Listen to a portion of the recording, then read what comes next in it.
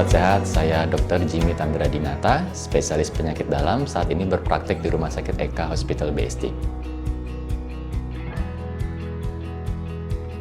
Jadi, ulkus diabetes adalah suatu istilah medis sebetulnya untuk menggambarkan adanya luka yang terbuka pada pasien diabetes. Memang sebagian besar luka ini lebih sering timbul pada daerah kaki pasien diabetes. Dan memang biasanya juga berhubungan dengan adanya kondisi neuropati atau adanya gangguan pembuluh saraf tepi seperti sensasi kebas, ya, kemudian sensasi kesemutan, kemudian juga berhubungan dengan adanya penyumbatan pembuluh darah pada pasien diabetes. Sebetulnya tidak ada pembagian yang khusus untuk jenis-jenis ulkus diabetes. Biasanya para dokter itu bisa membagi berdasarkan satu penyebabnya, misalnya dominan karena faktor neuropati atau gangguan pembuluh saraf, atau dominan karena masalah pembuluh darah, atau bisa juga dokter membagi berdasarkan dari derajat kedalaman lukanya.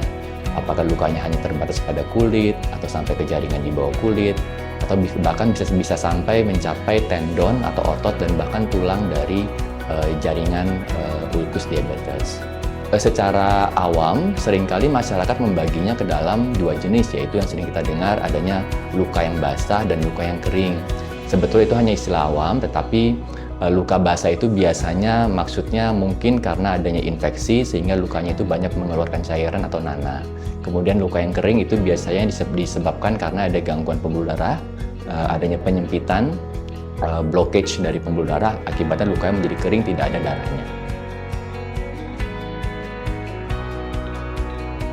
Gejala ulkus tentu tampak ada luka, ya, ada luka pada jaringan tubuh kita, terutama kaki pasien diabetes. Tetapi perlu diingat bahwa banyak pasien diabetes yang sudah kehilangan sensasi, kehilangan kemampuan untuk merasakan adanya nyeri. Jadi jangan sampai kita selalu berasumsi bahwa ulkus diabetes itu nyeri.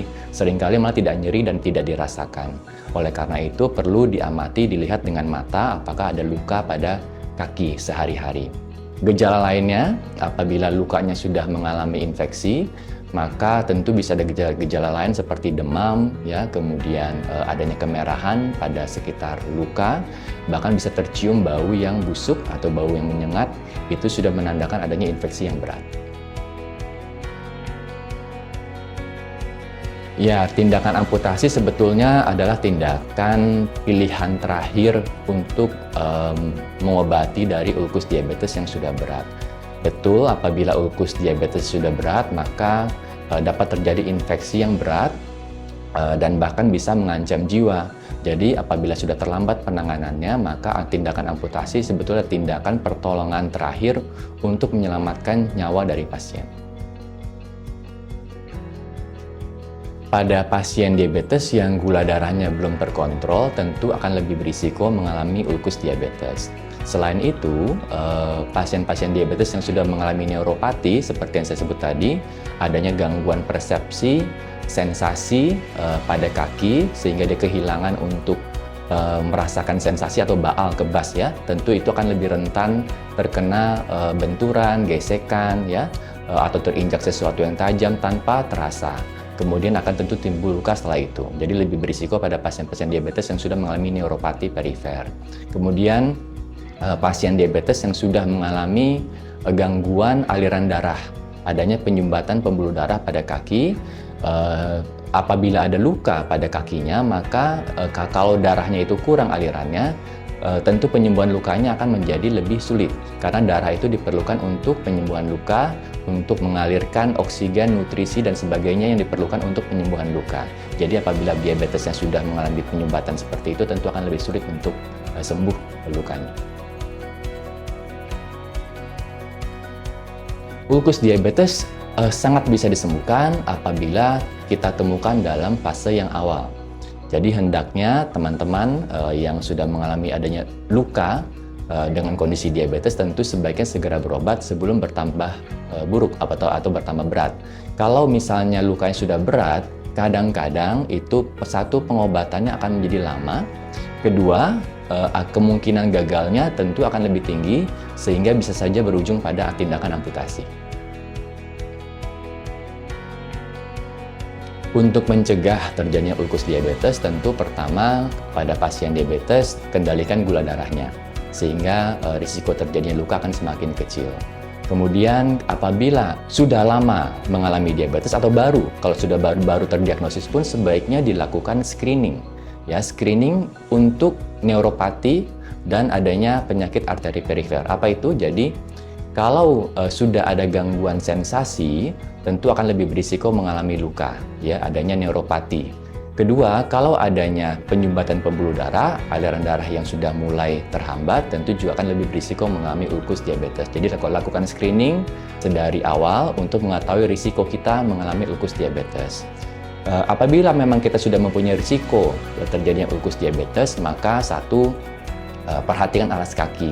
Jadi jangan memakai alas kaki yang terlalu keras misalnya, atau ukuran tidak pas, terlalu sempit, itu tentu akan lebih berisiko menyebabkan gesekan pada dari alas kaki.